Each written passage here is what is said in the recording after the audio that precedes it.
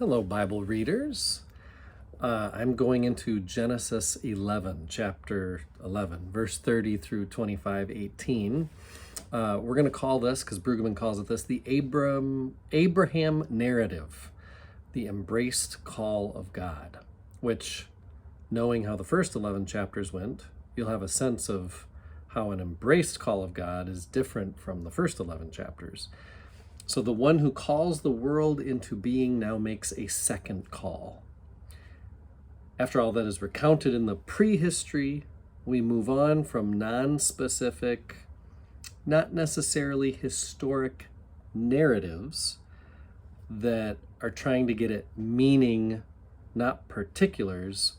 We move from that kind of storytelling into more specific stories that are grounded in history. Now, that doesn't mean that the story gatherers of this section of Genesis, that the writers, the authors of this section of Genesis, are sitting down and writing like a 21st century style footnoted, annotated history of Israel that is all rooted in the person of Abraham. So when we use the word history, we're just saying it happened. That's it. It happened. The dates, the actual people, it happened to an actual person. There was an actual date, but we don't have the same kind of history about this moment as we would about, the presidency of Harry Truman or something.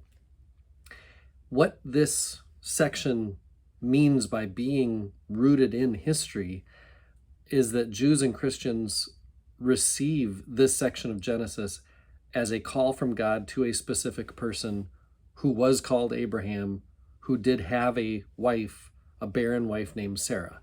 The purpose of this call from God is to create again, because that's what God's call does. It's always creating.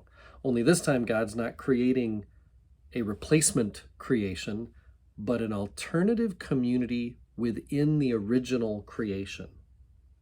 The original creation has gone awry, of course, so this alternative community within it is called to embody within human history the power of God's blessing.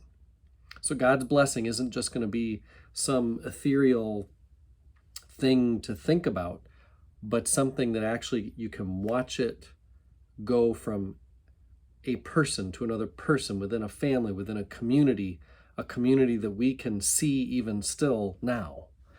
It is the hope of God that in this new family, all of human history can be brought to the unity and harmony intended by God from the beginning. So this work, this new creation, that happens through the call of God, this second call, is meant to make right what has gone so wrong. Quite a plan, right? From the Creator.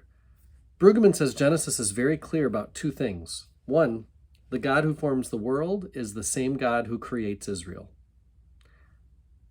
That is, who calls Israel out from the rest of creation to be an alternative community who live in a faith relationship. And the second thing that Brueggemann says Genesis is very clear about, Abraham and Sarah, in contrast to the resistant, mistrustful world presented in Genesis 1-11, Abraham and Sarah fully embrace the call of God. Now we'll see that doesn't mean they follow it perfectly, but they do fully embrace it. The theme that will appear and reappear throughout the Abraham stories is the theme of promise and faith. And I want you to hear these definitions of promise and faith. Brueggemann says, promise is God's mode of presence in these narratives. And I love that. As we look for God here and there, where is God in all this, we ask? Brueggemann would say, in the promise. That a promise has been made is the presence of God. And then faith, Brueggemann says, faith as response is the capacity to embrace that announced future with such passion that the present can be relinquished for the sake of that future. I'm going to say that again.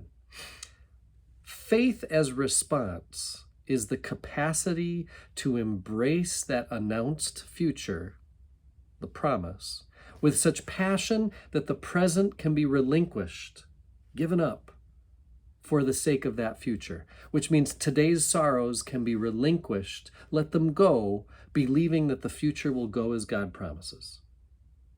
Believing that God's blessing, that unity and harmony will completely happen. It also means don't only let go of sorrow, but it means that today's wealth or privilege or power, let that go too, believing that the future will go as God promises, that there will be a unity, a harmony beyond what we can understand and see here already. This theme of God's presence through promise and humanity's response of faith is good news. Good news that comforts the afflicted so they can let go of their affliction, believing in the comfort that is to come.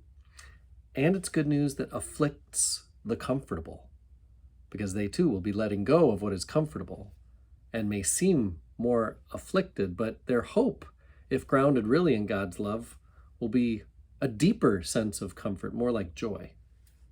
So as we look into these stories from a bit of a distance, I know some of us are interested in authorship and dates and places. It's not clear and obvious when these stories come from. The Bronze Age is 3300 BC to about 1200 BC. There used to be consensus that these stories came from about in the middle of that time, 2000, 2500, something like that.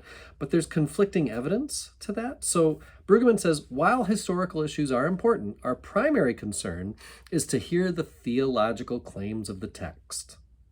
We may want to know who exactly, when exactly, and how exactly, but Brueggemann reminds us our primary question is Luther's question. What does this mean? So tomorrow, I'm going to spend another day looking at the whole of the Abraham narrative, and then I'm going to do that for a third day too.